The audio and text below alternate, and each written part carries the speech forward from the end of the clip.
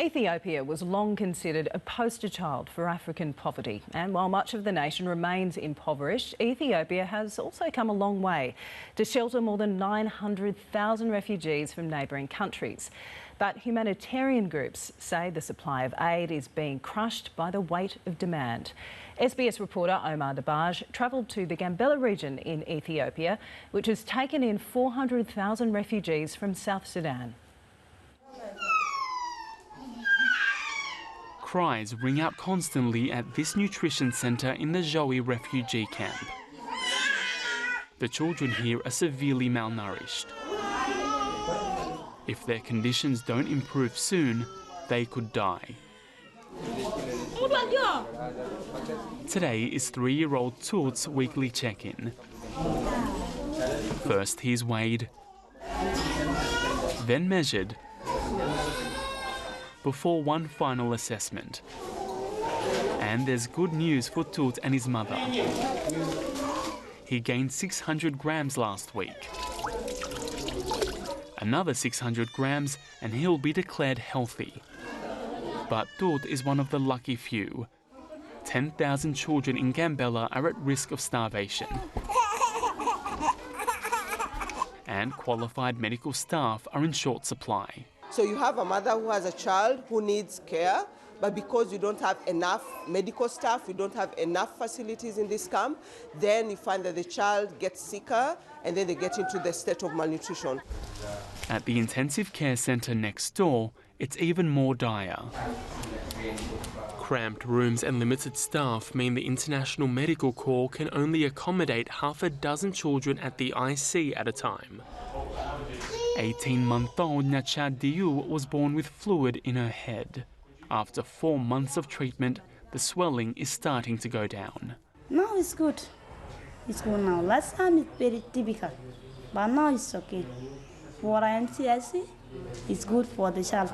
There are 400,000 people living in Gambela's 7 refugee camps, a further 400,000 in town. And demand for doctors is overwhelming. Everything needs to be renovated. Dr. Roman Ogud is the medical director of Gambela's only hospital. There are 21 doctors at Gambela General, which only has enough beds for 160 patients. We have a small room, a little bit not enough. 10 rooms here. 10 rooms for 160 patients? Yeah, they are not enough. Ethiopia has a proud history of supporting asylum seekers through its open door policy. But it wasn't that long ago when the country was steeped in turmoil itself. Ethiopia is still rebuilding after civil unrest erupted in the 70s and 80s. And while many areas are still volatile, the country currently houses almost 1 million refugees. But at the camps, there isn't enough of anything. Food rations are limited. And families are eating far less than the required intake. Water, too, in short supply. In Joey, only 15 litres of clean water can be accessed daily per person. The required minimum is 20 litres. If water is not enough, that means the mothers don't have water to wash their hands, wash their soap, they don't have access to adequate latrines, they don't have access to soap, enough soap for the household, meaning that the children will ingest that and they fall sick and they become malnourished. And with understaffing a recurring problem across the 26 camps in Ethiopia, refugees are stepping up. James Nahalgak is a social worker focusing on the most vulnerable members of the Kule camp, who are also his neighbours. I felt like that was the only way to help especially children, because dealing as a social worker is not an easy task.